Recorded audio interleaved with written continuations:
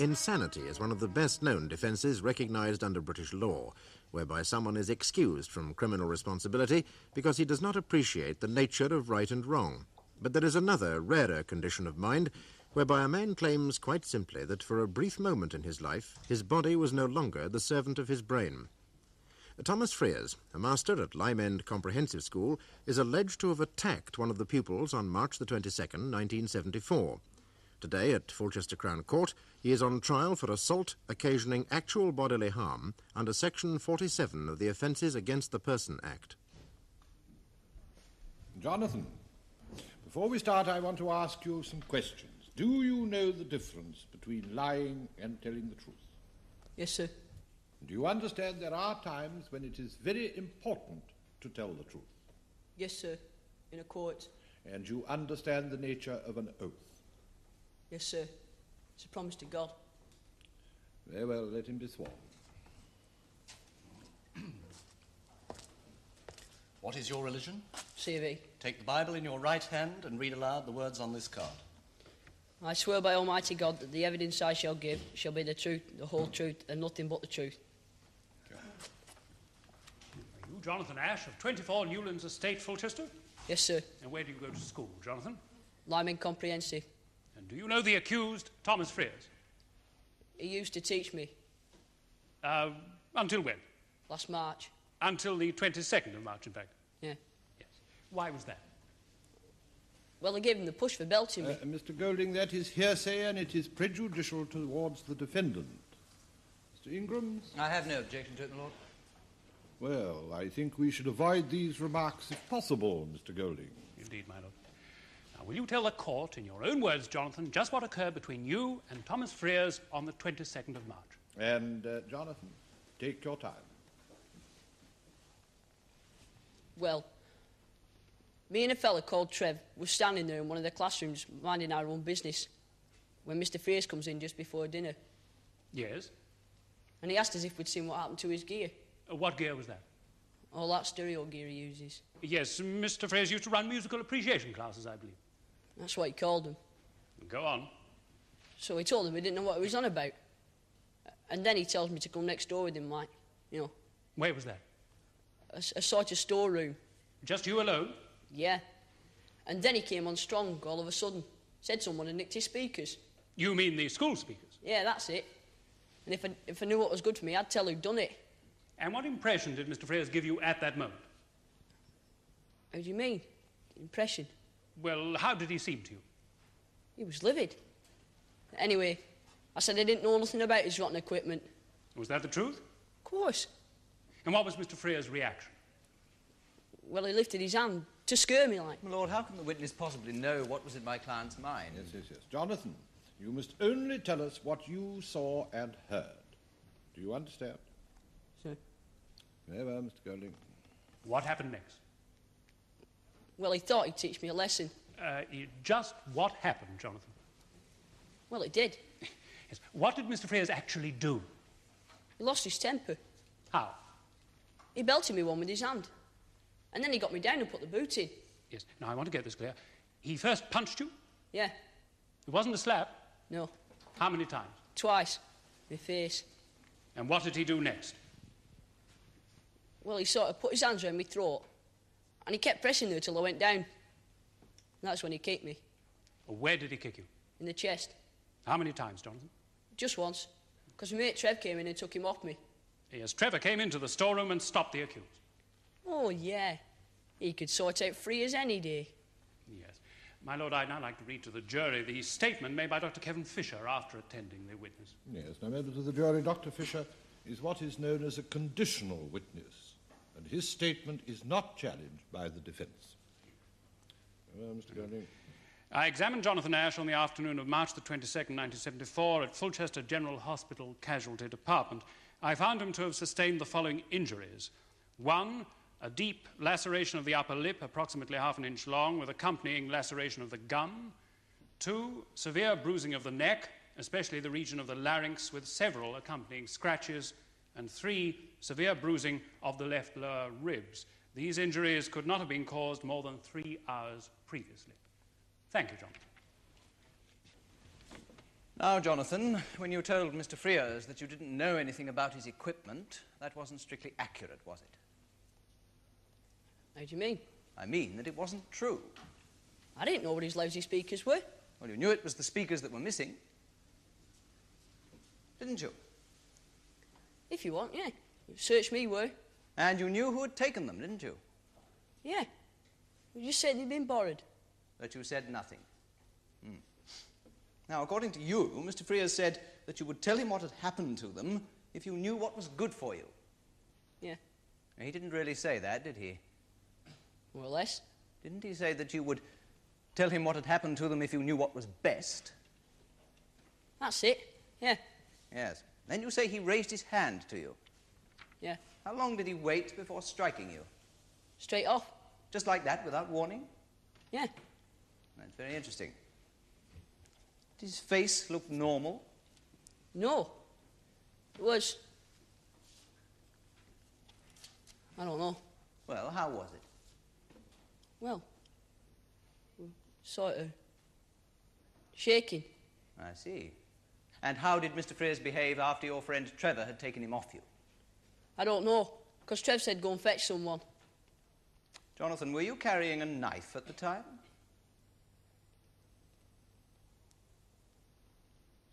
I don't have one. Don't you? What are you going to do next year, Jonathan?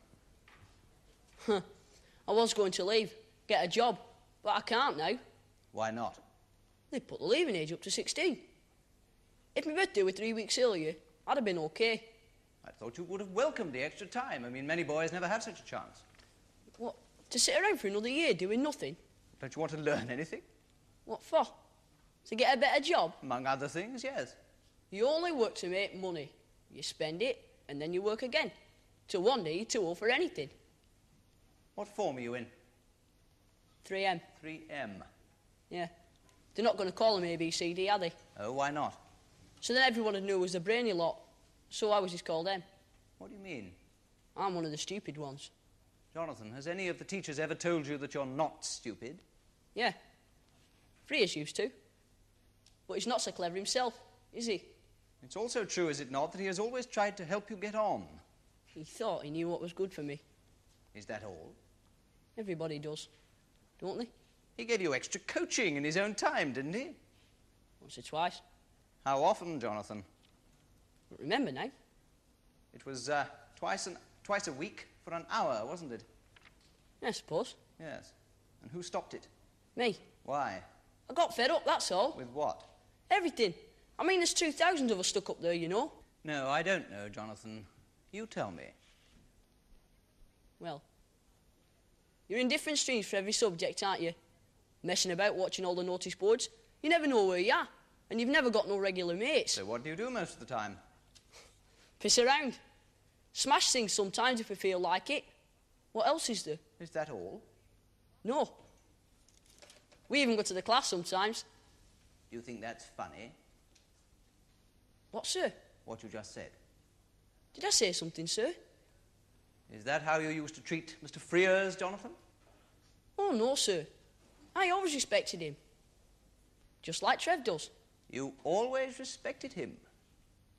Thank you, Jonathan.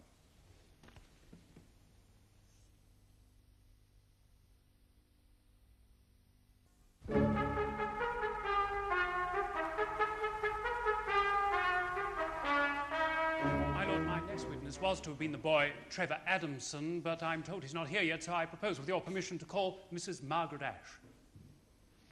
By all means, I should like to get on if possible. My lord, thank you. Margaret Ashe, please.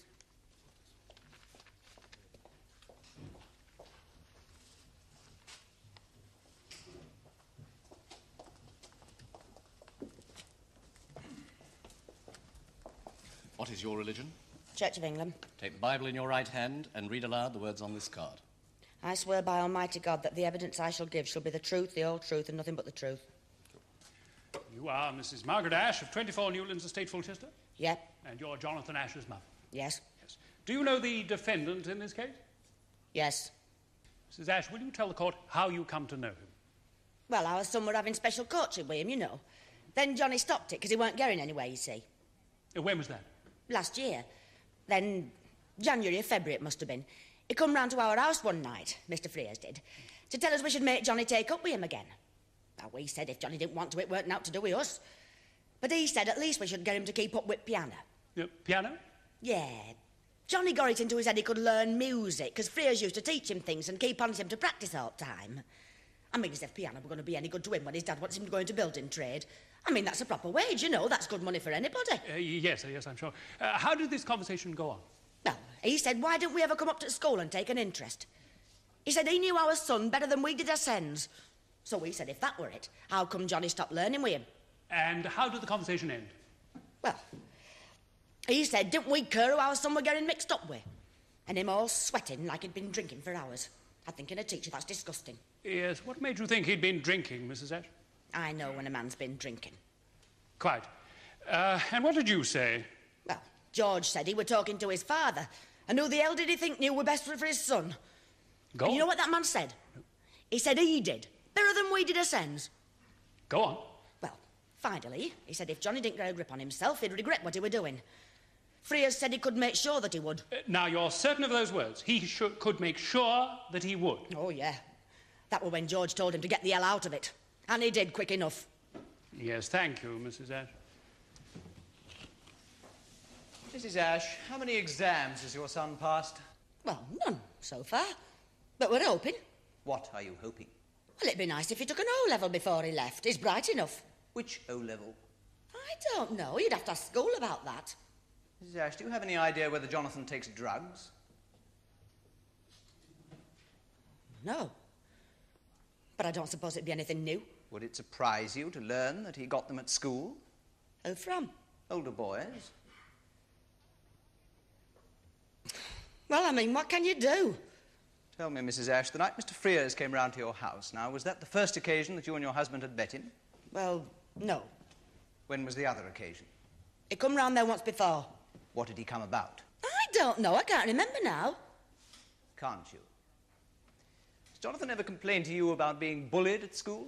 My lord, is this witness expected to know details of what may or may not have gone on at the school?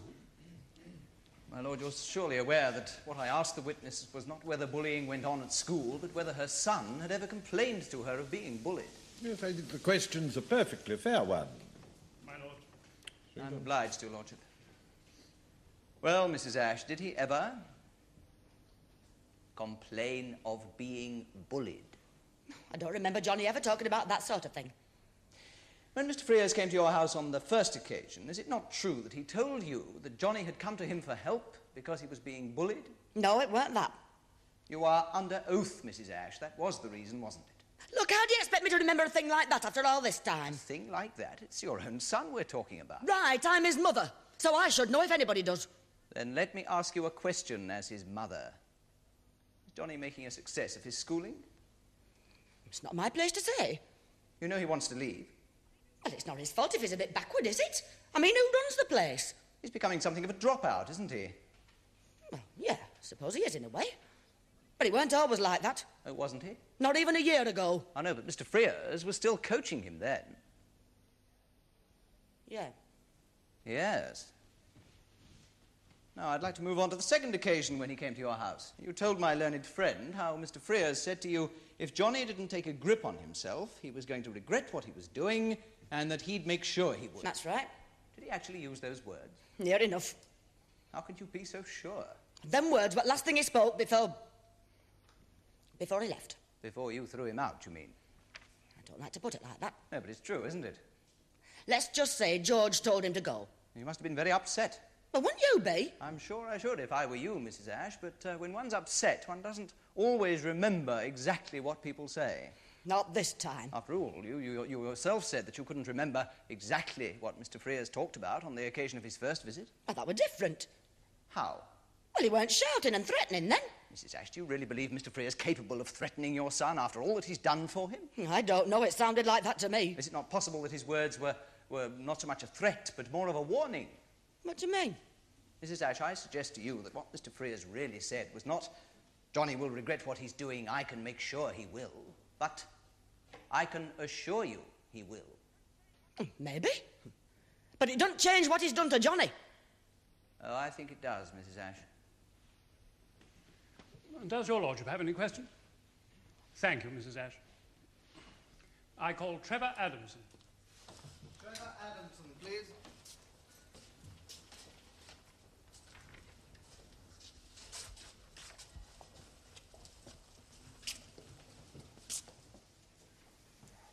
What is your religion? C of E. Take the Bible in your right hand and read aloud the words on this card. I swear by Almighty God that the evidence I shall give shall be the truth, the whole truth, and nothing but the truth. You are Trevor Michael Adamson of 49 Newlands Estate, Fulchester, and a former pupil of Lyme End Comprehensive. Yes, sir. I'm sorry I was late. Were you with Jonathan Ashe in the school's music room just before lunch on March the 22nd of this year? Yes, sir, I was. Will you tell the court anything you saw happen in your own words? Well, see, Frears, Mr. Frears, was... he asked little Johnny if he'd seen what happened to his stereo speakers, because they'd gone. So when he said no, he took him next door for a private word. And you stayed behind? Right. Well, I caught them rapping away in there for about a minute. Could you hear what was said?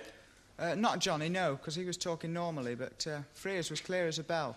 His voice goes quite high when he gets excited. Would you tell us what you heard? Well, I can't remember it all now, of course. Of course. But at the beginning he said something like, if you're ready to destroy everything, that's fine. And then Johnny said something, and Frears said, you know what I mean, your education, your mind.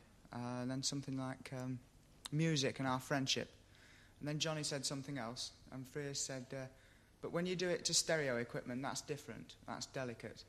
Little Nazis like you must learn that once you start smashing things, there's nothing that can't be smashed, including yourselves. And then I heard a bit of a Barney and Johnny yelling away like a pig, so I went in quick, and there they were. And what did you see? Well, the defendant had his hands round Johnny's throat, and as Johnny was going down, he kicked out at him sort of wild-like, and then I stepped in. Yes, go on. Well, I kept Frears pinned down, and all the time he was struggling away and cursing me for interfering with his job. And where was Jonathan during this? He'd gone. I sent him to fetch someone in authority, because Frears was squirming away with his eyes all screwed up. You know, when people don't know how to fight properly, they fight blind, don't they? Yes. How long did it take him to quieten down? Oh, about 30 seconds, maybe. Then all of a sudden he went as quiet as a mouse, from Frears. Yes.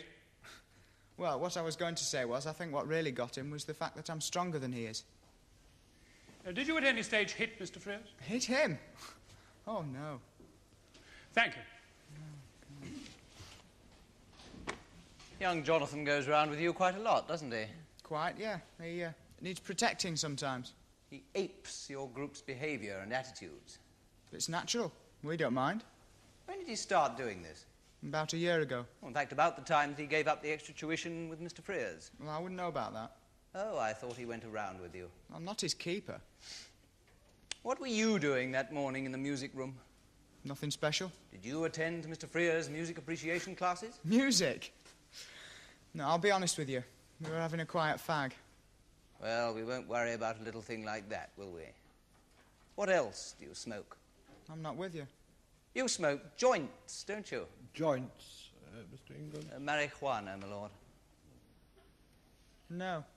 Oh, come on. It's well known that you used to push drugs around the school. Oh, my lord, will my learned friend tell us the point of this question? Yes, what is the purpose of this, Mr. Ingram? My lord, I'm simply trying to give the jury the moral and psychological background to the events giving rise to this case. It's directly relevant to my client's state of mind at the material time. I see, but get on, will you? Certainly, my lord. The truth is that you used to run a nice little racket pushing drugs to the younger boys. No, I didn't. Oh, then why was it that you were summoned before the headmaster last May? Wasn't that because of your drug-pushing activities on school premises? What drugs are you on about? Hashish, barbiturates. Oh, he never mentioned them. Just the honour of the school, whatever that is. It means nothing to you. It's his school, not mine. You went there. I go to railway You stations. were quick enough to run to the school authorities on March the 22nd. Well, that's different. You can't have what Frears did going on, can you? Oh, so you dislike violence. That sort, yeah. And what did you do to Jonathan Ashe when he couldn't pay for barbiturate pills you obtained for him? You beat him up, didn't you? I lent on him, that's all. You're perfectly well aware that barbiturates are not merely damaging, but addictive. It's none of my concern what the little sod does to himself. Is there another boy in your group called Derek Slater? Yeah? Yes. He has a conviction for malicious damage, doesn't he? Come again? Or is that another of the things you wouldn't know about? Yeah, sure, I know. Violence really does seem to be your scene, doesn't it? Well, I suppose it's everybody's scene, as you'd call it. Oh, is that a fact? You ought to look round you sometimes. At Lime End Comprehensive, for example. That'll do for a start, yeah. Mr. Frears didn't tolerate violence. Tolerate? He didn't have much choice, did he, being what he is? And what is he? Oh, my lord, what possible relevance can all this have to the charge? Yes, you do seem to be rather far from the central issue, Mr. Ingrams. Your lordship will allow me the liberty. I believe I can show the relevance of these questions. Well, I can only sincerely hope so. Now, get on. Certainly, my lord. Now, you were going to tell us what the defendant is. Frears? He's a do-gooder. Stands out a mile. In what way? He's the kind who takes on remedial classes. Oh, what are those? They're for the Burks who want to learn how to write their own names. You despise that? I'm just not on a middle-class liberal kick, that's all. You don't think education's important? I don't think his sort's important. It's got no power anymore. You think Mr. Frears wasn't ruthless enough to impose discipline? No way. Not with that ponced-up accent. He's too refined, you might say. You mean he tries to? I mean, he's soft. He'll take any shit from us. That kind of language is quite unnecessary. I'm very sorry.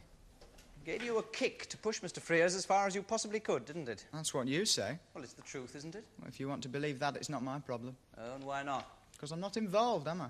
That's exactly what you told Mr. Frears when he asked you what had happened to his equipment. I don't know what you mean. You knew where the speakers were, didn't you? So? Why didn't you tell him? Because he asked Johnny, not me. I'm not his pet. Project, I mean. No. Well, let's continue with what happened next. Now, according to you, when you pulled Mr. Frears off your friend Johnny, he started cursing you for interfering. Yeah, that's right. He said he knew what he was doing. That isn't what you said in your original statement, is it? Would you like me to have it read out for you? You want to go through all that again? I simply want the truth. All right. If you must know, he was just shaking and gasping away there all the time he was in my arms. Thank you.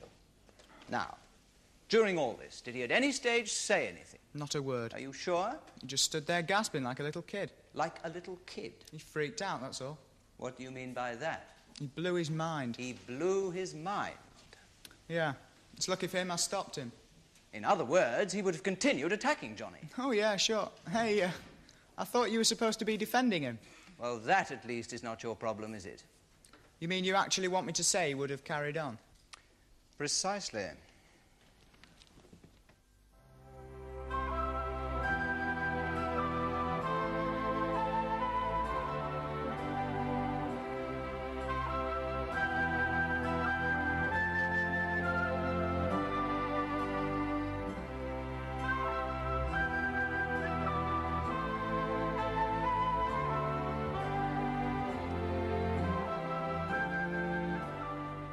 The case of the Queen against Frears will be resumed tomorrow in the Crown Court.